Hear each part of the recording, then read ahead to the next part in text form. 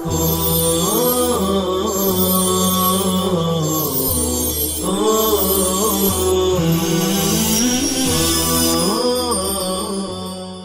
الله تبارك وتعالى في كتابه المجيد والفرقان الحميد فأعوذ بالله من الشيطان الرجيم بسم الله الرحمن الرحيم إنما يعمر مساجد الله من آمن بالله واليوم الآخر وقال النبي صلى الله عليه وسلم من بنى مسجدا بنى الله له بيتا في الجنة أو كما قال صلى الله عليه وسلم۔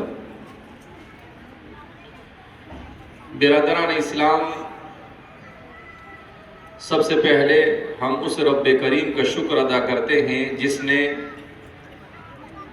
ہمیں فتنوں کے اس تاریک دور میں ایمان اور اسلام جیسی عظیم نعمت سے مالا مال کیا۔ ایمان اور اسلام یہ ایک ایسی عظیم نعمت ہے جس کی برکت سے انسان دنیا میں بھی سعادت اور عزت سے سرفراز کیا جاتا ہے اور آخرت میں بھی فلاح، کامیابی اور کامرانی اس کا مقدر بنتی ہے۔ حدیث پاک میں نبی کریم صلی اللہ علیہ وسلم نے ارشاد فرمایا کہ الایمان مفتاح الجنہ، ایمان یہ جنت کی کنجی ہے، یہ جنت کی چابی ہے۔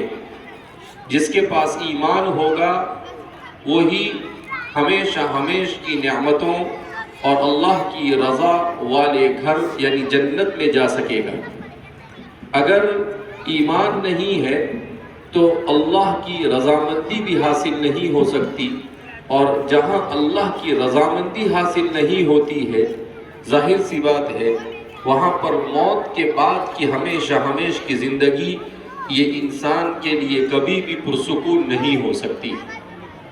اس لیے ہم سب کے لیے ایک سوچنے کا مقام ہے کہ انسان جس زندگی کو لے کر اس دنیا میں آیا ہے یہ مختصر سی زندگی ہے، یہ 60-70 سالہ زندگی ہے، اور اس 60-70 سالہ زندگی میں انسان کو ہمیشہ کی زندگی کی تیاری کرنی ہے۔ اس دنیا میں انسان اس لیے نہیں آیا کہ وہ اس دنیا میں اپنا پیٹ بھر لے، اس دنیا میں وہ اچھا مکان بنا لے، وہ اچھے کپڑے پہن لے۔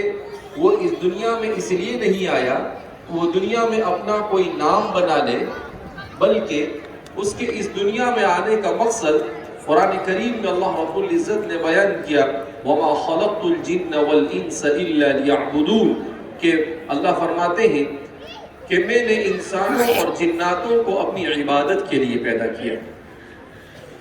یہ کائنات، اس کے ذرے ذرے کو پیدا کرنے والی ذات اللہ کی ہے۔ اس رب ذوالجلال نے اس کائنات کو اس لیے نہیں پیدا کیا کہ اس کو اس کی ضرورت تھی، وہ بے نیاز ہے، اس کو نہ میری ضرورت ہے نہ آپ کی ضرورت ہے، نہ میرے عمل کی ضرورت ہے نہ آپ کے عمل کی ضرورت ہے، مگر اس نے اپنے جلال اور جمال کا مظہر بتانے کے لیے اس کائنات کو وجود بخشا۔ آپ قربان جائیے اس دین پر جس دین نے انسان کو اس کائنات کے سلسلے میں ہر چیز کا حکم، ہر چیز کی حقیقت اور ہر چیز کی تفصیلات سے آراستہ کیا۔ دنیا میں دو قسم کے لوگ ہوتے ہیں، ایک تو وہ لوگ ہوتے ہیں جو بے فکری کے ساتھ زندگی گزارتے ہیں، انہیں دنیا میں کیا ہو رہا ہے، کیوں ہو رہا ہے، کیا ہوگا اس سے کوئی مطلب نہیں ہوتا ہے۔ ایسے لوگوں میں اور جانوروں میں کوئی فرق نہیں۔ انہم کالانعام بل ہم اضل، قرآن کہتا ہے بے حس کفر اور شرک کا جو لوگ شکار ہوتے ہیں، قرآن کہتا ہے انہم کالانعام، یہ چوپایوں کی طرح ہے، بل ہم اضل، بلکہ اس سے بھی گئے گزرے، کیونکہ چوپائے کو اللہ نے وہ صلاحیتیں نہیں عطا فرمائی جو انسان کو عطا فرمائی، اسے عقل عطا فرمائی، اسے قوت گویائی عطا فرمائی، اسے قوت فہم عطا فرمائی، اسے قوت شامہ عطا فرمائی، قوت لامسہ عطا فرمائی، اسے کتنی ساری نعمتوں سے مالا مال کیا، اور یہ سب دینے کا مقصد کیا؟ تاکہ وہ اپنی اللہ کی دی ہوئی ان نعمتوں کو صحیح استعمال کر کر اپنے خالق اور مالک کو راضی کر لے۔ حضرات صحابہ کرام رضوان اللہ تعالی عنہم اجمعین کی زندگی کا مطالعہ کریں تو حضرات صحابہ نے کیا کیا؟ رسول اللہ صلی اللہ علیہ وسلم کے لائے ہوئے دین پر مکمل طور پر عمل کر کر بتایا۔ قل ان کنتم تحبون اللہ فاتبعونی یحببکم اللہ، قرآن کہتا ہے قل آپ کہہ دیجئے محمد عربی صلی اللہ علیہ وسلم ان کنتم تحبون اللہ، اگر تم اللہ سے محبت کرنا چاہتے ہو، تم یہ چاہتے ہو کہ اللہ سے محبت کرو، تو قرآن کیا کہتا ہے فاتبعونی، اے لوگوں تم میری پیروی کرو، یعنی رسول اللہ صلی اللہ علیہ وسلم کی، یحببکم اللہ، اللہ تم سے محبت کرنے لگے گا۔ حضرات صحابہ کرام رضوان اللہ تعالیٰ عنہم اجمعین نے رسول اللہ صلی اللہ علیہ وسلم سے محبت کی، ہمارے جیسی زبان خرچی والی محبت نہیں۔ کیا کہتے ہیں ہم؟ نعرے لگاتے ہیں ربیع الاول کے مہینے میں رسول کا دامن نہیں چھوڑیں گے۔ ارے بھائی پہلے پکڑ تو صحیح، پھر نہیں چھوڑیں گے۔ ابھی تو دامن پکڑا نہیں، اس پر عمل نہیں کیا، اللہ کے رسول کی سنتوں کو زندہ نہیں کیا، سنت تو بہت دور کی بات، ابھی تو فرائض نہیں، واجبات نہیں، سب سے دور، لیکن وہی سب سے آگے رہے گا اور کہے گا کہ رسول اللہ کا دامن نہیں چھوڑیں گے۔ یہ زبان خرچی والی محبت ہے۔ اللہ کو معلوم تھا کہ اس امت میں ایسے بہت پیدا ہونے والے ہیں، اس لیے اللہ نے پہلے ہی کہہ دیا، ایسا نہیں کہا قل ان کنتم تحبون اللہ فاحبوا محمد، کہ اگر تم اللہ سے محبت کرنا چاہتے ہو تو محبت سے محبت نہیں، قل ان کنتم تحبون اللہ فاتبعونی، محمد کی پیروی کرو صلی اللہ علیہ وسلم، ان کی پیروی کرو گے تو یہ ہے حقیقی محبت۔ ورنہ زبان خرچی کے طور پر تو کوئی بھی کسی کو بھی کہہ دیتا ہے ارے مجھے آپ سے اتنا پیار ہے کہ آپ کے لیے تو جان دے دوں، لیکن جب جان دینے کی باری ہوگا سب سے پہلے وہی بھاگ جائے گا وہاں سے۔ نہیں، اللہ کے رسول صلی اللہ علیہ وسلم سے محبت کا سب سے پہلا تقاضا یہ ہے کہ آپ صلی اللہ علیہ وسلم کی لائی ہوئی شریعت پر عمل کیا جائے۔ آپ صلی اللہ علیہ وسلم کی جو شریعت لے کر آئے اس کی ایک ایک چیز پر عمل کیا جائے۔ یہ مسلمان اور انسان اس دنیا میں ذمہ دار ہے۔ الا کلکم مسئول، کس چیز کا ذمہ دار ہے؟ کہ وہ جو بھی کچھ بولے گا اس کے ہر بول پر اللہ کے یہاں پر اس کی گرفت ہوگی، وہ جو کچھ کرے گا اس کی ہر چیز کا ریکارڈ کیا جا رہا ہے۔ ما لهذا الكتاب لا يغادر صغيرة ولا كبيرة إلا أحصاها ووجدوا ما عملوا حاضرا۔ قرآن کریم کہتا ہے کہ قیامت کے دن جب انسانوں کے سامنے اس کے اعمال کے دفتر رکھ دیے جائیں گے تو چھوٹی چھوٹی چیز بھی لکھی ہوگی، کسی کے اوپر ہنسا ہوگا، کسی کا مذاق اڑایا ہوگا وہ بھی لکھا ہوگا، کسی کو تکلیف پہنچائی ہوگی وہ بھی لکھا ہوگا، کسی کا ایک پیسہ کھایا ہوگا وہ بھی لکھا ہوگا۔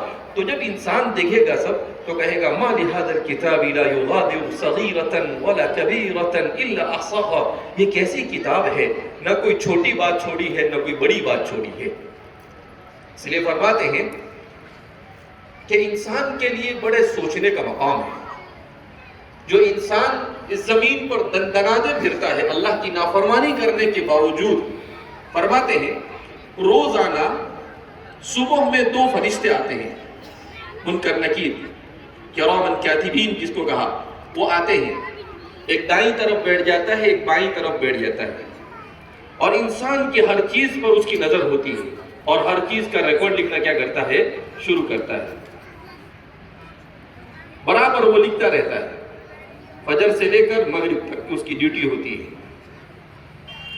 پھر جب مغرب کا وقت ہوتا ہے تو ڈیوٹی چینج ہو جاتی ہے، دوسرے 2 فرشتے آتے ہیں، یہ دونوں چلے جاتے ہیں۔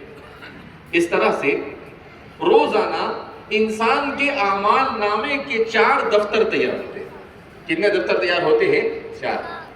2 12 گھنٹے کی رات کے اچھے اعمال اور برے اعمال کے، اور 2 دن کے اچھے اور برے اعمال کے۔ کہ اگر انسان اس کا حساب لگائے تو انسان اگر 60 سالہ زندگی 75 سالہ زندگی میں سے 15 سال نکال دو 60 سالہ زندگی پاتا ہے، تو 60 سالہ زندگی میں انسان کے کتنے ہزار دن ہوتے ہیں؟ تقریباً 20,000 دن ہوتے ہیں۔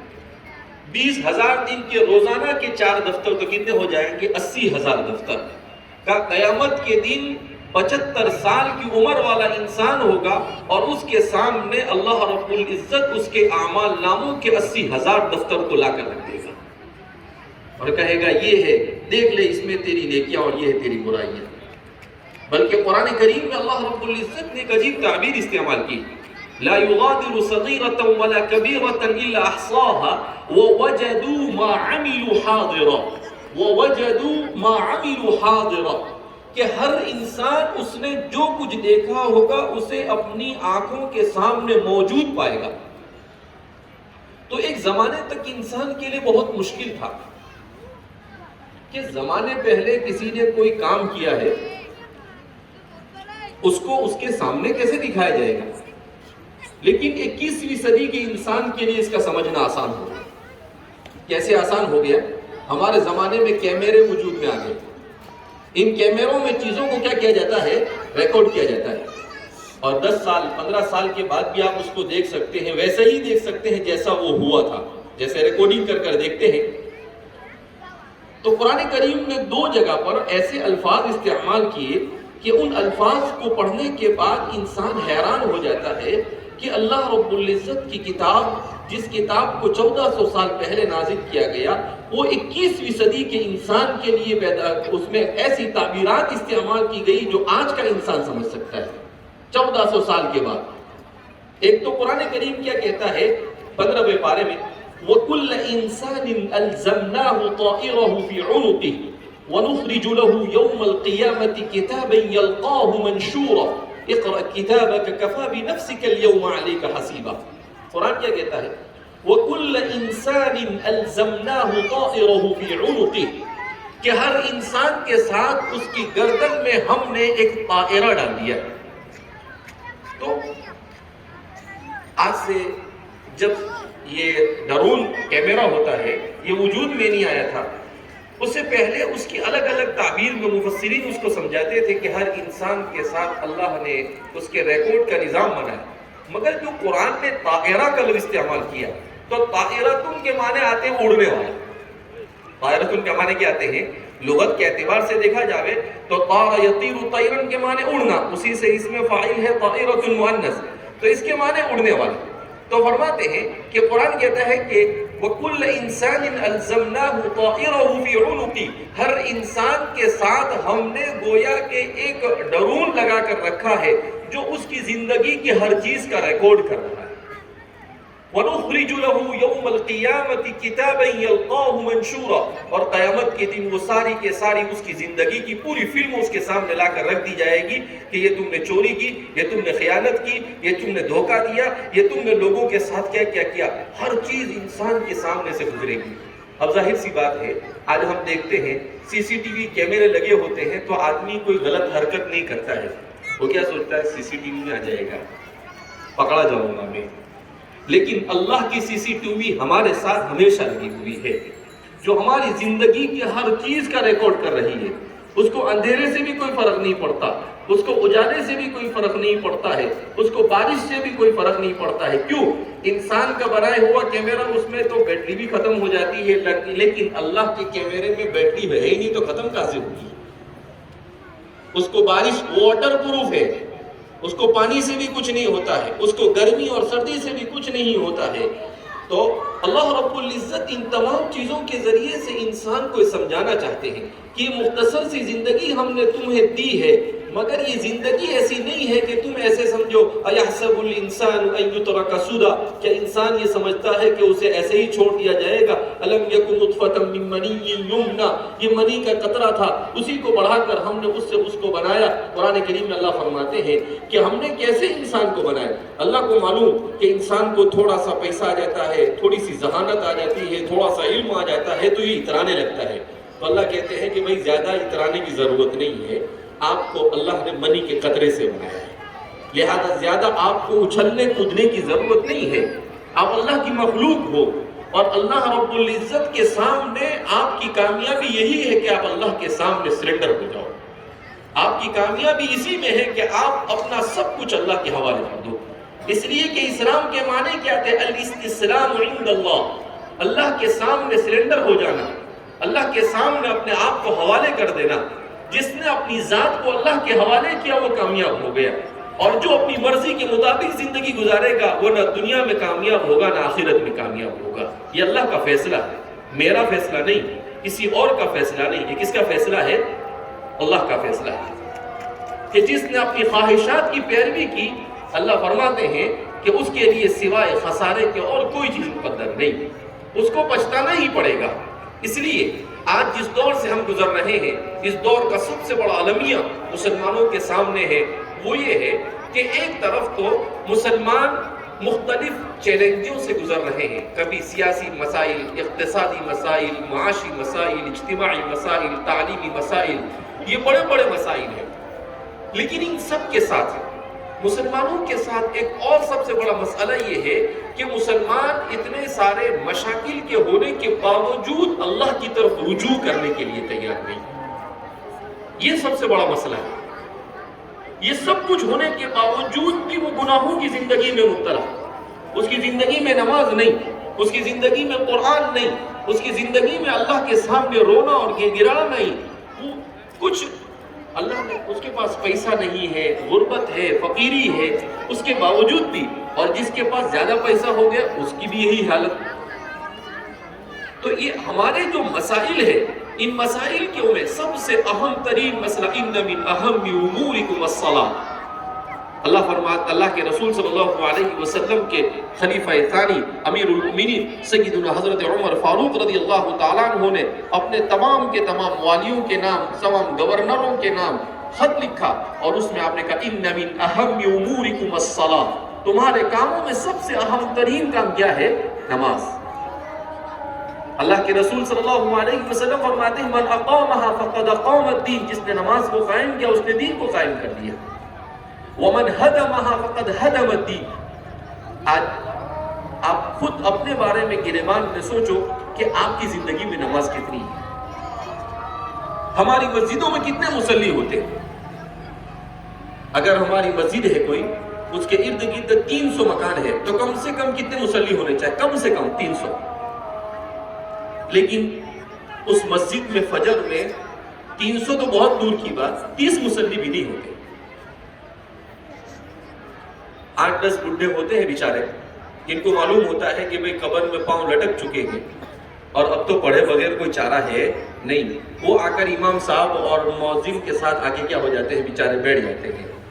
باقی تو ہمارا نوجوان تو کیونکہ اس کو تو رات میں گپ شپ سے فرصت نہیں، وہ کیوں آئے گا فجر کی نماز پڑھنے کے لیے؟ وہ نہیں آئے گا، وہ فجر میں نہیں دکھے گا۔ اللہ کے رسول فرماتے ہیں کہ جس نے فجر کی نماز ادا کر لی جماعت کے ساتھ، وہ اللہ کے ذمان میں آ جاتا ہے۔ کس میں آ جاتا ہے؟ اللہ کے ذمان کا مطلب سمجھتے ہیں آپ کو؟ مجرم جب پکڑا جاتا ہے تو اس کو چھوڑنے کے لیے کیا کہتے ہیں کہ بھی ضمانت پر چھوٹ گیا۔ تو اللہ فرماتے ہیں کہ اگر تم نے فجر کی نماز پڑھ لی تو تم ہمارے ذمان میں آ گئے، یعنی اب تم ہماری گارنٹی میں آ گئے۔ اب تمہارا ہر کام کرنا اور تمہارے ہر بگڑی کو سدھارنا یہ ہمارے ذمے۔ ظاہر سی بات ہے، جب ہمارے معاشرے کا 90 سے 95 سے 97% طبقہ فجر ہی نہیں پڑھے گا، تو ہمارے دن کا آغاز ہی اللہ کی نافرمانی سے ہوگا، تو کہاں وہاں خیر و برکت آئے گی؟ ظہر کی نماز میں بھی کوئی روم میں ہے، کوئی اسکول میں ہے، کوئی کہاں پر ہے، آپ کہیں بھی ہو، نماز پڑھنے میں کتنی دیر لگتی ہے؟ 5 منٹ میں۔ سپر فاسٹ نماز ہوتی نا ہماری، تو آرام سے تو نماز پڑھتے نہیں۔ ہماری نماز تو ایک دم 4 منٹ میں 4 رکعت۔ وہ ہمارے ایک ساتھی نے کہا کہ مولانا ایک جگہ پر تراویح ہوتی ہے علم ترا، 12 منٹ میں 20 رکعت۔ میں نے کہا بولتا تو دیوانہ، سنتا بھی دیوانہ، میرے کو تو یقین آتا۔ وہ بھائی بھی بڑے سر پھیرے نکلے۔ انہوں نے کیا کیا، رمضان میں مجھے ایسا کہا انہوں نے، اور دوسرے دن کہا کہ مولانا میں آپ کو کل ریکارڈ کر کے بھیجتا ہوں۔ اس نے کیا کیا، دوسرے دن اس مسجد میں نماز پڑھی اور ریکارڈ کر کے مجھے بھیجا۔ 12 منٹ میں 20 رکعت تراویح ختم، علم ترا۔ قرآن کیسا پڑھا؟ الحمدللہ الحمدو کے بعد ظالم سمجھ میں آیا، باقی بیچ میں پڑھا بھی کہ نہیں پڑھا اللہ عالم بحقیقت ہے۔ یہی حال پوری نماز، اور کہا کہ مولانا یہ مسجد میں پورے شہر میں سب سے زیادہ مصلی ہوتے ہیں۔ میں نے کہا امام بھی گنہگار اور یہ جتنے 20 رکعت تراویح پڑھنے والے سب گنہگار، ایک کی بھی نماز نہیں ہوئی، نماز ہی نہیں ہوئی، نہ تعدیل ارکان ہے، نہ قرآن کو صحیح پڑھا جا رہا ہے۔ یہ تو بلکہ ایسا پڑھنے سے گناہ ہوتا ہے۔ اللہ کے رسول صلی اللہ علیہ وسلم کی مجلس میں ایک مرتبہ آپ تشریف فرما تھے، ایک صحابی آئے، نئے نئے اسلام میں داخل ہوئے تھے، اور وضو کیا اور جلدی جلدی نماز پڑھنے لگے۔ حضور نے کہا ارجع فصلی فإنک لم تصلی، ہاں واپس جاؤ نماز پڑھو، ہماری نماز نہیں ہوئی۔ دوسری مرتبہ پھر ایسے پڑھی انہوں نے، حضور نے پھر کہا اللہ کو تو معلوم تھا نا کہ 21ویں صدی میں 12 منٹ میں 20 رکعت پڑھنے والے آئیں گے، اس لیے وہ صحابی کو کہا ذرا تم بھی ایک مرتبہ ایسے ہی پڑھ کر بتا دو یہاں پہ، تاکہ حضور کی ہدایت مل جائے امت کو۔ تو پھر تیسری مرتبہ تو کہنے لگے کہ اللہ کے رسول صلی اللہ علیہ وسلم میری نماز میں کیا غلطی ہے وہ بتا دیجیے، آپ بار بار میں نماز کو دہرا رہا ہوں۔ تو آپ صلی اللہ علیہ وسلم نے کہا کہ بھئی نماز اطمینان کے ساتھ پڑھی جاتی ہے، تم کنقرۃ الغراب پڑھ رہے ہو، جیسے کوا چونچ مارتا ہے اس طریقے سے نماز پڑھتے ہو۔ کیسی نماز؟ سیدنا حضرت ابو ہریرہ رضی اللہ تعالیٰ عنہ فرماتے ہیں کہ قیامت کے دن بہت سارے لوگ ایسے ہوں گے جنہوں نے 60 سال تک نماز پڑھی ہوگی، مگر ان کی نمازیں ایسی ہوگی جس میں نہ خشوع ہوگا، نہ خضوع ہوگا، نہ تعدیل ارکان ہوں گے۔ تو 60 سال کی نمازوں کو ان کے منہ پر دے ماری جائے گی، اور 60 سال کی نمازوں میں سے ایک نماز بھی پوری نہیں۔ کتنی نماز؟ ایک نماز۔ ایک تو پڑھتے نہیں نماز، اور جو پڑھتے ہیں ان کا یہ حال ہے۔ تو اس لیے میرے پیارے دوستو بزرگوں، ضرورت اس بات کی ہے کہ سب سے پہلے ہماری زندگیوں میں نماز آنی چاہیے۔ اگر زندگی میں نماز نہیں آتی ہے تو ہمارا معاشرہ کبھی بھی آگے نہیں بڑھ سکتا ہے۔ سب سے پہلے ہمارے گھر میں ہر فرد نمازی ہونا چاہیے، اس کی ذمہ داری ہے باپ کی کہ وہ خود بھی نماز پڑھے، اپنے بچوں کو بھی نماز کی تلقین کرے، اپنی بیوی کو بھی نماز کی تلقین کرے، اپنی بیٹیوں کو بھی نماز کی تلقین کرے۔ جب 100% ہمارے معاشرے میں نماز آئے گی تو آگے کے مسائل اللہ خود حل کرنا شروع کر دیں گے۔ کیوں؟ ان الصلاۃ تنہی عن الفحشاء والمنکر، ہم بے حیائی اور برائیوں میں مبتلا ہے۔ تو کیوں مبتلا ہے؟ اس لیے کہ ہماری نمازیں صحیح نہیں ہیں۔ اگر ہماری نمازیں وقت پر اور صحیح ڈھنگ سے ہونے لگ جائے تو ساری برائیاں ہمارے معاشرے سے ختم ہونا کیا ہو جائے گی؟ شروع ہو جائے گی۔ لہذا ہمیں سب سے پہلے اپنی نماز کی فکر کرنے کی ضرورت ہے۔ ایک تو نماز کی پابندی، مسجد میں آ کر نماز پڑھنا، خشوع و خضوع کے ساتھ نماز پڑھنا، اطمینان کے ساتھ نماز پڑھنا۔ ہمارے یہاں تو ایسا ہوتا ہے کہ اگر امام صاحب نے 1 منٹ 2 منٹ زیادہ نماز پڑھا دی تو 2-4 سر پھرے کھڑے ہو جاتے ہیں، امام صاحب اتنی لمبی نماز پڑھا دیں گے، کام دھندے ہے نا؟ ارے بھیا تیرا کام دھندے سب بعد میں، پہلے نماز۔ اللہ کے رسول صلی اللہ علیہ وسلم کی جو نماز بیان کی جاتی ہے وہ کیسی ہوتی تھی؟ فرماتے ہیں کہ آپ صلی اللہ علیہ وسلم جتنی دیر کھڑے ہوتے تھے اتنی دیر کا رکوع ہوتا تھا، اور ہمارا رکوع تو ختم۔ اور آپ فرماتے جتنی دیر میں آپ سورہ فاتحہ اور ضم سورت کرتے تھے اتنی دیر آپ رکوع کرتے تھے، پھر سمیع اللہ لمن حمدہ کہہ کر اتنی دیر کھڑا رہتے تھے۔ ربنا لك الحمد حمدا كثيرا طيبا مباركا فيه، ربنا ولك الحمد الله، ربنا لك الحمد ملء السماوات وملء الارض وملء ما شئت من شيء بعد، اهل الثناء والمجد احق ما قال العبد وكلنا لك العبد، اللهم لا مانع لما اعطيت ولا معطي لما منعت ولا ينفع ذا الجد منك الجد۔ یہ ساری دعا حضور پڑھتے تھے۔ اور یہاں تک سمع اللہ ربنا لك الحمد، ربنا لك الحمد بھی کھڑے کھڑے نہیں پڑھتے، وہ بھی آدھا راستے میں، اور آدھے سے اللہ اکبر۔ تو بھائی ہمیں نماز میں کیوں جلدی؟ ہم میچ دیکھیں گے تو جلدی نہیں، ہم کام کریں گے تو جلدی نہیں، ہم اسکول جائیں گے تو جلدی نہیں، لیکن ہمیں جلدی اگر ہے تو کہاں پر ہے؟ نماز۔ کیوں؟ اس لیے کہ اللہ اور اس کے رسول سے دل سے محبت نہیں، دلچسپی نہیں، صرف زبان خرچی۔ ورنہ قرآن تو کیا کہتا ہے؟ والذین آمنوا اشد حبا للہ، کہ مشرکین بھی اپنے معبود سے محبت کرتے ہیں، مگر جو مومن ہے وہ اللہ سے ان سے زیادہ محبت کرتے ہیں۔ تو ان سے زیادہ محبت کا تقاضا کیا تھا؟ کہ اپنا زیادہ سے زیادہ وقت اللہ کے لیے دیا جاتا. اگر اللہ چاہتا تو ہم سے دن میں 50 نمازیں پڑھواتا، اور ہم اللہ رب العزت کے اس حکم کے بارے میں چوچیرا نہیں کر سکتے تھے. لیکن اللہ نے ہمارے اوپر 5 نمازیں پڑھی. 24 گھنٹے کی زندگی میں 5 نمازوں کو اگر آدمی حساب لگاتا ہے تو یہ پوری 5 نمازیں وتر کے ساتھ ملا کر مشکل سے کتنی رکعت ہوتی ہے؟ 2 رکعت فجر میں، 4 رکعت ظہر میں، عصر میں 4 10 رکعت، مغرب میں 3 13 رکعت، عشاء میں 4 17، اور وتر کتنی ہو گئی؟ 20 رکعت. اور 12 رکعت اگر سنت مؤکدہ پڑھے، جس کو پڑھنا چاہیے. حضور نے فرمایا جس نے سنت مؤکدہ کا اہتمام کیا، فجر میں 2، ظہر میں 6، مغرب میں 2، عشاء میں 2، آپ صلی اللہ علیہ وسلم فرماتے ہیں کہ وہ اگر 12 رکعت جو آدمی فرائض کے ساتھ اہتمام کے ساتھ پڑھے گا، قیامت کے دن جنت کے جس دروازے سے چاہے گا اللہ اسے داخل کر دے گا. چھوٹا سا عمل ہے، مگر ہمارے پاس ٹائم نہیں. فرض پڑھنے کے لیے ٹائم نہیں تو سنت کہاں سے پڑھیں گے ہم؟ تو اس لیے ہمیں اپنی آخرت کے بارے میں سوچنے کی ضرورت. ہم سب صرف اپنی دنیا کے بارے میں سوچتے ہیں. اللہ کے رسول صلی اللہ علیہ وسلم نے ہم جن حالات سے گزر رہے ہیں ان حالات کی منظر کشی کی. حضور نے فرمایا یوشک ان تداع علیکم الامم کما تداع الاکلۃ علی قصعتها فقال قائل او من قلة نحن یا رسول اللہ قال لا بل انتم کثیرون ولکنکم غثاء کغثاء السیل. کا ایک زمانہ ان قریب میری امت پر ایسا آنے والا ہے کہ پوری دنیا کے دشمن میری امت پر ٹوٹ پڑیں گے. انتداع علیکم الامم کہ خان پر ٹوٹ پڑتا ہے. تو صحابہ نے فوراً سوال کیا او من قلت نحن یا رسول اللہ، اللہ کے رسول صلی اللہ علیہ وسلم کیا اس زمانے میں ہم بہت کم ہوں گے؟ حضور نے کہا لا بل انتم کثیرون، تم بہت زیادہ ہوں گے. ولکنکم غثاء کغثاء السیل، مگر تم سمندر کی جھاگ کی طرح ہو. جھاگ کس کو کہتے ہیں؟ سمندر کا کچرا. تو اس میں سمندر میں کوئی بھی چیز ڈالو تو وہ کہاں پر لا کر پھینک دیتا ہے؟ اس کو کنارے پر. اس کی کوئی اہمیت رہتی نہیں. تو دنیا میں سیاسی اعتبار سے، اقتصادی اعتبار سے، تعلیمی اعتبار سے، ہر اعتبار سے تمہارا کوئی وزن نہیں ہوگا، تمہاری کوئی اہمیت نہیں ہوگی.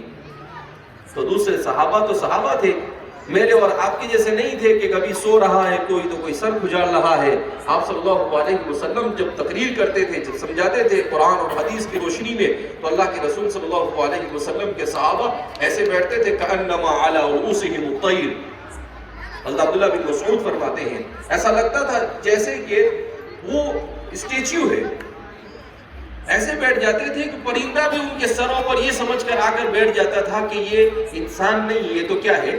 انسان کا بنا ہوا اسٹیچیو ہے، انسان کا بنا ہوا مجسمہ ہے. ایسے تو ہموتن گوش ہو کر سنتے تھے اور سوال بھی ایسے کرتے تھے. تو دوسرے صحابی فوراً سوال کرتے ہیں اللہ کے رسول صلی اللہ علیہ وسلم امت کی ایسی حالت کیوں ہوگی؟ تو آپ نے فرمایا کہ میری امت ایک بیماری کا شکار ہوگی اور وہ ہے الوہن. تو صحابہ نے پہلی مرتبہ، چونکہ اللہ کے رسول صلی اللہ علیہ وسلم بڑی فصیح و بلیغ زبان بولتے تھے، بعض مرتبہ حضور کی اس زبان کو وہ افصح العرب اپنے زمانے کے سب سے بڑے فصیح ہونے کے باوجود نہیں سمجھ پاتے تھے. تو دوسرے صحابی فوراً سوال کرتے وَمَا الْوَحْنُ يَا رَسُولَ اللَّهِ، اے اللہ کے رسول صلی اللہ علیہ وسلم یہ وحن کیا ہوتا ہے؟ حضور نے فرمایا حب الدنیا وکراہیت الموت، دنیا کی محبت اور موت کو پسند نہ کرنا. کہا جب میری امت کے اکثر افراد اس بیماری میں مبتلا ہو جائیں گے کہ ان کو صرف اپنی دنیا کی پڑی ہوگی اور موت سے ڈرنے لگیں گے، موت ان کو پسند نہیں ہوگی، تو کہا کہ ایسے موقع پر اللہ رب العزت میری امت کو ہر طرح کی پریشانیوں میں مبتلا کر دیں گے. تو آج ہم اسی میں مبتلا، حب الدنیا وکراہیت الموت، دنیا کی محبت. آج دیکھتے ہیں ہمارا 99% سے بھی زیادہ طبقہ اسی میں مبتلا ہے. ہر آدمی یہ چاہتا ہے کہ کہاں سے پیسہ مل جائے، اسی لیے ٹی وی والے، سوشل میڈیا والے، اخبار والے لوگوں کو بیوقوف بناتے ہیں. کروڑ پتی بن جاؤ. ایسے آسانی سے کروڑ پتی اور لکھ پتی بنتے تو دیکھنا کیا تھا؟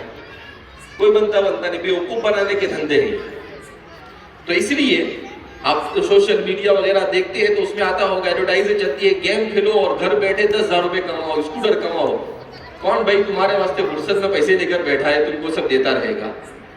تو اس لیے آسانی کے ساتھ پیسہ کمانے کا فکر نہیں، اللہ تھوڑا دے لیکن برکت والا دے، یہ ہے امپورٹنٹ۔ انسان کو زیادہ ملے اور اس میں برکت نہ ہو وہ کسی کام کا نہیں۔ ایک بزرگ کے بارے میں آتا ہے کہ انہوں نے اپنے مرید سے کہا کہ بھئی تم خوب محنت کرو، کماؤ، اور وہ بیچارہ خوب محنت کرتا، کماتا تھا، اور کمانے کے بعد خوب ریاضت، عبادت سب کچھ کرتا تھا۔ تو بہت دن کے بعد اس نے ایک دن سوال کر لیا کہ آپ کیوں اس طریقے سے مجھے کمانے کے لیے اتنی محنت کرنے کے لیے کہتے ہو؟ تو انہوں نے کہا کہ ٹھیک ہے۔ ایک مرتبہ انہوں نے اس سے ایسا کہا کہ ایک کام کرو، آج تم جہاں پر کام کے لیے جاتے ہو وہاں کام کے لیے جاؤ، مگر بہانہ کرو کہ آج میری طبیعت ٹھیک نہیں ہے اس لیے میں برابر کام کر سکتا نہیں۔ اس نے کہا ٹھیک ہے۔ وہ کام پر گئے اور ایسے ہی بہانہ کیا اور پورا دن ایسے ہی نکالا۔ آپ نے کام نہیں کیا تو شرعی اعتبار سے آپ کا کوئی حق نہیں بنتا تھا کہ آپ مزدوری لیں، لیکن پھر بھی مزدوری لے کر آ گئے۔ اب اس کے بعد وہ بزرگ کہتے ہیں کہ ان کے مرید کہتے ہیں کہ وہ بزرگ نے اس سے کہا کہ تمہیں کچھ محسوس ہوا؟ کہا ہاں۔ کہا میں نے جب یہ ناجائز پیسہ کھایا، محنت نہیں کی اور پیسہ میں نے کھایا، اس سے پہلے میری زندگی الگ تھی اور بعد میں زندگی بدل گئی۔ کہا کیسے؟ کہا پہلے مجھے نماز میں سستی نہیں آتی تھی، لیکن جیسے ہی میں نے اس دن بیوقوف بنا کر پیسے لیے اس کے بعد سے مجھے نماز میں سستی آنے لگی۔ مجھے پہلے نیند آتی تھی اور میری نیند پوری ہو جاتی تھی، اب میں بہت زیادہ سویا مگر میری نیند پوری نہیں ہوئی۔ میں پہلے کم کھاتا تھا اور پیٹ بھر جاتا تھا، میں نے بہت کھایا مگر اس کے باوجود میرا پیٹ بھرا نہیں۔ تو کہا یہ ہے حرام کی نحوست۔ یہ کس کی نحوست ہے؟ حرام کی۔ جب پیٹ میں حرام جاتا ہے تو نہ نیند صحیح سے پوری ہوتی ہے، نہ کھانے سے بھی انسان کا پیٹ بھرتا ہے، اور نہ انسان کا کوئی کام، نہ عبادت میں لذت آتی ہے۔ کہ اگر ہمیں اپنی عبادتوں میں لذت نہیں ملتی ہے، اگر ہمیں چیزوں میں مزہ نہیں آ رہا ہے اور ہمیں برائی کی طرف میلان ہو رہا ہے، اس نے کہا کہ میرا برائی کی طرف میلان بڑھ گیا، تو فرماتے ہیں اس کا مطلب یہ ہے کہ ہمیں اپنی روزی جس راستے سے آ رہی ہے وہ راستہ صحیح ہے یا نہیں اسے دیکھنے کی ضرورت ہے، محاسبہ کرنے کی ضرورت ہے۔ بہرحال تو ضرورت اس بات کی ہے کہ ہم کمائیں، حلال کمائیں، چاہے تھوڑا کمائیں، تو اللہ رب العزت اس سے اتنی برکتیں عطا فرمائے گا کہ ان برکتوں کا انسان اندازہ بھی نہیں لگا سکتا ہے۔ آپ کے مسائل اور اس کے حل میں حضرت مولانا یوسف صاحب لدھیانوی نور اللہ مرقدہ نے قصہ لکھا ہے کہ ایک پولیس آفیسر میرے پاس آیا اور اس نے کہا کہ مولانا میں بہت پریشان ہوں۔ کہا کیوں پریشان ہوں؟ کہا تو اب میں کیا کروں، اب میری زندگی میں سکون نہیں ہے۔ تو مولانا نے کہا کہ بھئی لسٹ بناؤ، جس کے پاس سے دیا ہے یاد آئے ان لوگوں کو پہنچاؤ، اور جو یاد نہیں ہے تو اللہ سے معافی مانگو۔ تو آدمی کہنے لگا ٹھیک ہے مولانا وہ تو کروں گا میں، لیکن میں نے دیکھا کہ حرام کمائی کی وجہ سے مجھ پر جو نحوست آئی وہ یہ آئی کہ میرے یہاں جتنی اولاد ہوئی سب اپاہج ہوئی، کوئی لنگڑا ہے، کوئی لولا ہے، کوئی اندھا ہے، میرے سب بچے ایسے پیدا ہوئے۔ تو مولانا نے کہا کہ یہ ہے حرام کی نحوست۔ یہ کس کی نحوست ہے؟ حرام کی نحوست۔ تو اس لیے میرے بھائیو، دوستو، بزرگوں، اللہ نے جو دین دے کر ہمیں بھیجا، اتنا پاکیزہ دین، اتنا حسین و جمیل اور اتنا اعتدال والا دین ہے کہ اس سے بڑھ کر اور کوئی دین نہیں ہو سکتا ہے۔ اگر ہم نے اس کی قدر نہیں کی تو قیامت کے دن اللہ کے سامنے ہم منہ نہیں دکھا سکتے ہیں۔ اللہ کہیں گے اتنا پیارا دین دیا اور تمہیں اس پر عمل نہیں کیا، اور آج کیا منہ لے کر ہمارے سامنے کھڑا ہوا ہے۔ اس لیے اس دین کی قدر یہ ہے اس کی تعلیمات پر عمل کیا جائے۔ تو ہمیں نمازوں کا اہتمام، قرآن کا اہتمام۔ آج موبائل آ گیا، ہمارا نوجوان کیا کرتا ہے، کان میں وہ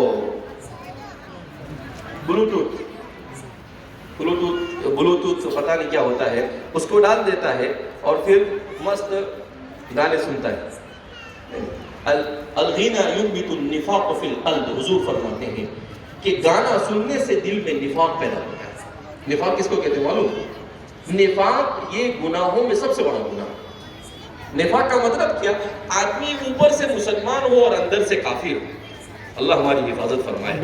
تو کہا کہ الغنا ينبت النفاق فی القلب، اور ہمارا نوجوان وہ واکنگ میں نکلتا ہے تب بھی وہ سائیکل پہ جا رہا ہے تب بھی وہ اب وہی پہنے رہتا ہے، اس کے پیچھے کون ہارن مار رہا ہے، کون پریشان، وہ بھی نہیں دیکھے گا، بس اپنی دھن چلتا رہے گا۔ اللہ کے رسول صلی اللہ علیہ وسلم نے ہر چیز کا سلیقہ سکھایا۔ اگر انسان مہذب زندگی گزارنا چاہتا ہے تو اسلام کی تعلیمات کو سیکھ لے۔ راستہ چلنے کے حقوق بیان کیے حضور نے کہ جب راستہ پر چلو تو اس کے حقوق ادا کرو۔ صحابہ نے پوچھا حضور راستے کے کیا حق ہے؟ اگر ہمارے معاشرے میں آئے تو ہم کو ایک بھی حق پر عمل کرتے ہوئے نہیں پائیں گے۔ حضور نے کہا جب راستے پر چلو تو جو بھی مسلمان ملے اسے سلام کرو، راستے میں کنارے پر چلو، کوئی تکلیف دہ چیز ہو اسے ہٹاؤ۔ یہ راستے کے حقوق بیان کیا۔ اس کے علاوہ دیگر روایتوں کے تو ہمارے علماء نے مستقل، ایک آدمی نے حقوق الطریق کے نام سے کتاب لکھی 300 صفحے کی، جس میں راستہ چلنے کے کیا حقوق ہے صرف اسی کو بیان کیا۔ اور آج ہمارے یہاں پر کیا ہے، راستہ چلنا اس کی بھی کوئی کہیں بھی چلے گا، پیچھے گاڑی والا پریشان، اسکوٹر والا پریشان، لیکن آپ کو کچھ پڑی نہیں، اور اگر ہارن دو چار مار دیا تو کیوں اتنی جلدی ہے تجھے، راستہ دکھتا نہیں اتنا بڑا، ارے بھائی آپ بیچ میں چل رہے ہیں، چور اوپر سے کوتوال کو ڈانٹے، ایسا ہو جاتا ہے۔ تو یہ اسلام جو دین ہمیں اللہ کے رسول صلی اللہ علیہ وسلم نے عطا فرمایا ہے، اس دین میں یہ ہے کہ آپ کی ذات سے اللہ کی کسی مخلوق کو تکلیف نہیں پہنچنی چاہیے۔ کیا؟ اللہ کی کسی مخلوق کو تکلیف، انسان کو نہیں، اللہ کی کسی مخلوق کو تکلیف نہیں پہنچنی چاہیے۔ ایسی زندگی یہ دنیا میں اسلام کس سے پھیلا ہے؟ تلوار سے پھیلا ہے؟ نہیں، اسلام اخلاق سے پھیلا ہے۔ دنیا میں اس وقت سب سے بڑی مسلم کنٹری کون سی ہے؟ انڈونیشیا۔ انڈونیشیا میں ایک بھی مسلمانوں کی کوئی جنگ نہیں ہوئی ہے۔ پورا انڈونیشیا جہاں پر آج 25 کروڑ سے 30 کروڑ مسلمان آباد ہے، وہ صرف مسلمان تاجروں کے اخلاق کی وجہ سے پورا کے پورا ملک اسلام میں داخل ہو چکا ہے۔ دنیا کے کئی خطے ایسے ہیں، تو ہم نے اپنے اخلاق سے دنیا کو جیتا ہے۔ لیکن حالات بہت کچھ ان کے دلوں کو جیت سکتے ہیں، لیکن ہمیں اپنے اخلاق کی اصلاح کی ضرورت، ہم نے اپنے ایمان کی اصلاح کی ضرورت، ہمیں اپنے عبادت کی اصلاح کی ضرورت، ہمیں اپنی نمازوں کی اصلاح کی ضرورت، ہمیں اپنے قرآن کی اصلاح کی ضرورت، ہمیں اپنی اولاد کی تربیت کی ضرورت، ہمیں اپنی اولاد کی تعلیم کی ضرورت۔ یہ سارے مسائل ہیں، ان تمام مسائل کو حل کرنا پڑے گا ہمیں، تب جا کر ہم اس دنیا کے اندر سعادت والی، عافیت والی اور عزت والی زندگی پا سکتے ہیں، اور مرنے کے بعد بھی ایسی زندگی مل سکتی ہے۔ اب آخر میں ہم اپنے موضوع کی طرف آتے ہیں کہ ہم اس وقت جو یہاں پر جمع ہوئے ہیں، ہمارے جمع ہونے کا مقصد یہ ہے، آپ کی جو مسجد ہے آپ کے محلے میں، اس مسجد کی تعمیر۔ مسجد جو ہے یہ اللہ کا گھر ہے۔ مسجد کو کیا کہتے ہیں؟ اللہ کا گھر۔ حدیث پاک میں نبی کریم صلی اللہ علیہ وسلم نے ارشاد فرمایا خیر بقاء الارض مساجدها وشر بقاء الارض اسواقها، کہ زمین کے سب سے بہترین ٹکڑے یہ مسجدیں ہیں اور بدترین ٹکڑے بازار ہیں۔ ہمارے یہاں الٹا ہو گیا، ہم بازار کو سب سے اچھا سمجھتے ہیں، اور مسجد میں تو امام صاحب ابھی ایک طرف سلام پھیرے دوسری طرف سلام نہیں پھیریں گے، اس سے پہلے ہمارے آدھے پیچھے کے 2-3 سپارہ مقتدی بھاگنے کی کوشش کرتے ہیں۔ نہیں، خیر بقاء الارض، یہ مسجدیں، انہی مسجدوں کی برکت سے ہمارے معاشرے میں خیر وجود میں آتا ہے۔ اللہ کے رسول صلی اللہ علیہ وسلم کے زمانے میں جو مسجدیں ہوتی تھی، یہ مسجد صرف 5 وقت نماز کے لیے نہیں ہوتی تھی۔ حضور کے زمانے میں یہ مسجد دار القضاء ہوتی تھی، حضور کے زمانے میں یہی مسجد پارلیمنٹ کا کام کرتی تھی، حضور کے زمانے میں یہی مسجد فوجیوں کے تیار کرنے کا کام کرتی تھی، حضور کے زمانے میں یہی مسجد مدرسہ اور یونیورسٹی کا کام کرتی تھی، حضور کے زمانے میں یہی سب سے بہترین تربیت گاہ تھی، حضور کے زمانے میں مسلمانوں کے تمام مسائل مسجد سے حل ہوتے تھے۔ لیکن ہماری مسجد سے دلچسپی کم ہو گئی۔ تو مسجد یہ انسانی مسلمان معاشرے کی سب سے اہم اور بنیادی ضرورت ہے۔ جس محلے میں مسجد ہوتی ہے اس محلے میں دین زندہ ہوتا ہے، اور جس محلے میں مسجد نہیں ہوتی اس محلے میں دین زندہ نہیں رہتا ہے۔ ابھی ہمارے یہاں پر نیٹ کے کلاس شروع کیا ہم نے، تو ایم پی سے ایک ماسٹر آئے کیمسٹری پڑھانے کے لیے، اس لیے کہ اس میں 3 سبجیکٹ بہت امپورٹنٹ ہوتے ہیں، فزکس، کیمسٹری اور بایولوجی۔ تو بایولوجی کے سر ہمارے پاس تھے، کیمسٹری اور فزکس کے سر کی ضرورت تھی، تو کیمسٹری کے ایک سر آئے، وہ ہفتہ 10 دن رہے اور چلے گئے. تو ہمارے جو ذمہ دار تھے انہوں نے فون کیا کہ آپ کیوں چلے گئے بھائی؟ تو وہ اللہ کا بندہ کیا کہتا ہے معلوم ہے؟ بولے آپ کے یہاں پر ضرورت سے زیادہ دینداری دکھ رہی. بولے انگلش میں اس نے کہا ریلیجیس زیادہ دکھا. بولے تو کہا کہ بھائی دماغ صحیح ہے آپ کا؟ کیا مطلب آپ کو زیادہ دینداری دکھا؟ بولے ہر آدمی نماز پڑھ رہا ہے، ہر آدمی داڑھی ٹوپی، تو بولے مجھے کچھ زیادہ ہی لگا. بولے ایسا کیوں بول رہے ہو آپ؟ تو پھر اس نے کہا کہ اصل میں ہم ایسی جگہ پر رہتے ہیں جہاں سارے کے سارے غیر مسلم بھائی رہتے ہیں، اور وہاں پر ہمارا کاروبار بھی کیا ہے، وہ دیوالی میں جو لوگ پھوڑتے ہیں، کیا بولتے ہیں، پٹاخے، وہ ہے، اور بت وغیرہ جو ہوتے ہیں مجسمے، وہ بیچنے کا ہے. تو ہمارے گھر میں دین نہیں، تو مجھے تو ضرورت سے زیادہ ہی دینداری لگی. ابھی مسلمان ہو کر ایسی بات کریں، تعجب کی بات. ہمارے والد صاحب کے سامنے جب میں نے کہا تو والد صاحب نے کہا کہ اللہ اکبر، کیسے کیسے لوگ دنیا میں پائے جاتے تھے. بولے اس کو، ہم کو جو ہے وہ بھی کم دکھ رہی ہے اور اس کو زیادہ دکھ گئی. تو اس لیے میرے بھائی دوستو بزرگوں، یہ ضرورت ماحول بڑی اہم چیز ہے. آج کے اس ماحول میں ہمیں اپنے ماحول میں رہنا، اپنی مسجدوں کے پاس رہنا، یہ بہت ضروری ہے. اگر ہم ایسے ہی الگ الگ رہے اور دور دور رہے تو ہماری جان بھی محفوظ نہیں، ہماری عزت بھی محفوظ نہیں، اور ہمارا سب سے بڑی چیز ہمارا اور ہماری نسلوں کا ایمان محفوظ نہیں. اس لیے یہ مسجدیں بڑی اہم ترین چیز ہے. نبی کریم صلی اللہ علیہ وسلم نے ارشاد فرمایا، من بنا مسجدا بنا اللہ له بیتا فی الجنہ، جو دنیا میں مسجد بنائے گا اللہ جنت میں اس کے لیے گھر بنائے گا. ایک حدیث میں اللہ کے رسول صلی اللہ علیہ وسلم نے کہا کہ اگر کوئی چڑیا کے گھونسلے کے برابر بھی مسجد بنائے گا تو اللہ رب العزت قیامت کے جنت میں اس کو گھر دے گا.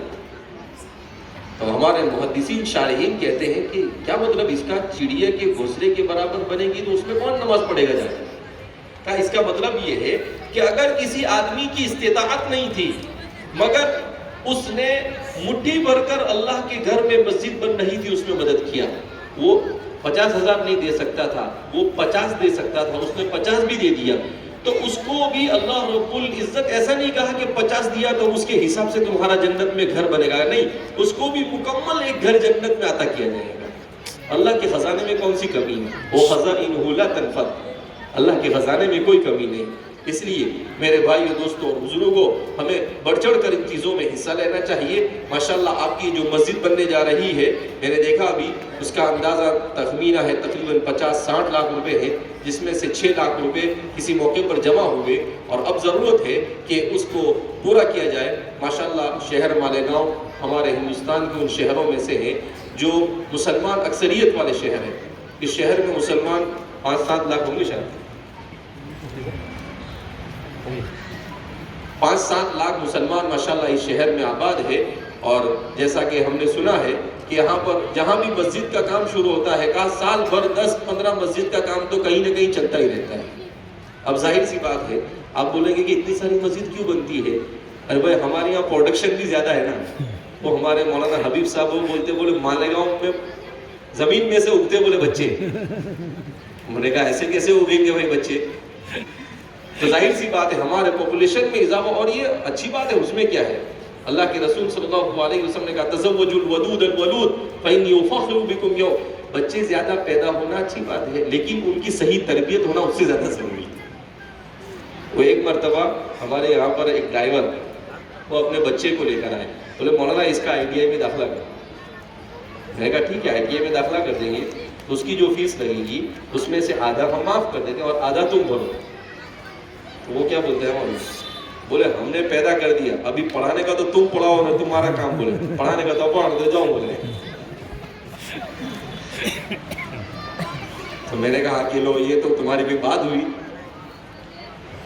بھائی آپ کی ذمہ داری پڑھانے کی، ہم تعاون کریں گے آپ کو.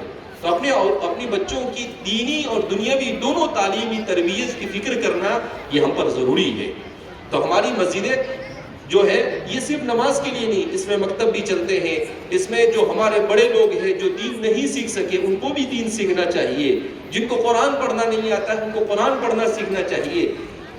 یہ تو اللہ جزائے خیر دے ہمارے حضرت حجت الاسلام حضرت مولانا قاسم صاحب نانوتوی، حضرت مولانا رشید احمد گنگوہی اور ہمارے ان اکابرین کو حضرت مولانا رحمت اللہ صاحب کیرانوی رحمۃ اللہ علیہ کہ ان لوگوں نے یہ مدارس کا جال بچھایا، ورنہ اس ہندوستان سے اسلام اور ایمان کو ایسا مٹا دیا گیا ہوتا کہ لارڈ میکالے کہتا تھا کہ میں جو سسٹم اسکول کا اس ملک میں جاری کروں گا آئندہ 1835 میں اس نے یہ بات کہی تھی کہ 50 سال کے بعد ہندوستان میں ایک بھی مسلمان نہیں ہوگا، ایسا کہتا تھا وہ۔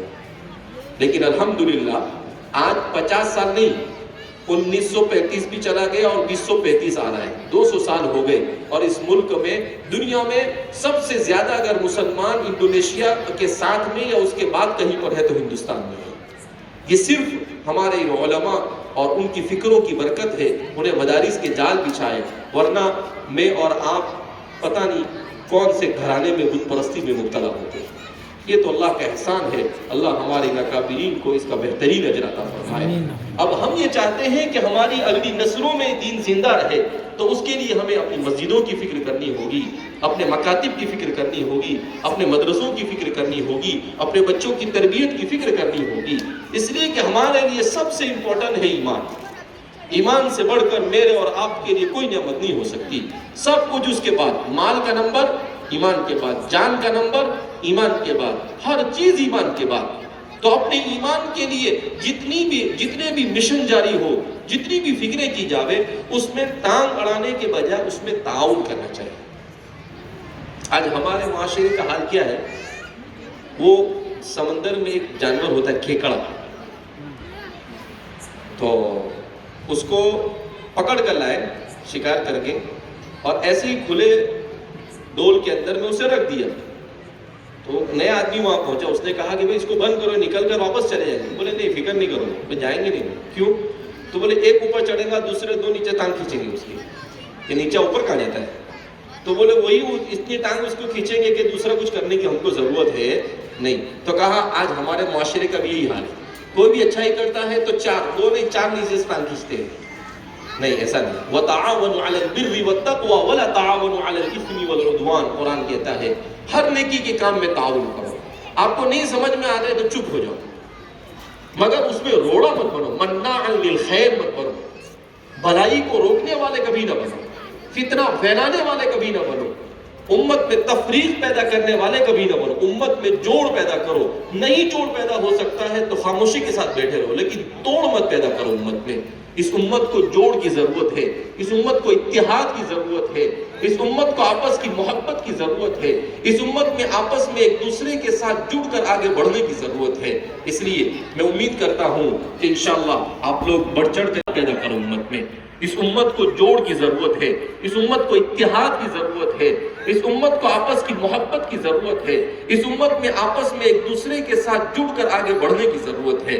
اس لیے میں امید کرتا ہوں کہ انشاءاللہ آپ لوگ بڑھ چڑھ کر اس میں حصہ لیں گے، اور جیسا کہ ابھی اس میں بتایا ہے کہ 1500 اسکوائر فٹ، ایک اسکوائر فٹ کے اوپر 1500 کے لگ بھگ خرچہ آتا ہے سب ملا کر، تو ایسا تقریباً کتنے اسکوائر فٹ ہے؟ 4000 اسکوائر فٹ ہے۔ تو اگر اللہ نے جن کو وسعت دی ہے، ضروری نہیں کہ آپ ایک ساتھ دے دیں، اس کے لیے آپ نے نیت کر لی کہ بھئی ایک اسکوائر فٹ کے 1500 ہم دیں گے، تو آج 500 دیے، کل 500 دیے، 15 دن بعد 500 دیے۔ کوئی کہیں کہ بھئی ہم 10 اسکوائر فٹ کا دے سکتے ہیں، تو جو بھی اپنے سے بنے، آپ جتنا بنائیں گے اللہ رب العزت اتنا اللہ رب العزت مرنے کے بعد کی زندگی میں آپ کے لیے جنت میں گھر بنائے گا۔ اس سے بڑھ کر انسان کے لیے اور کیا سعادت ہو سکتی ہے؟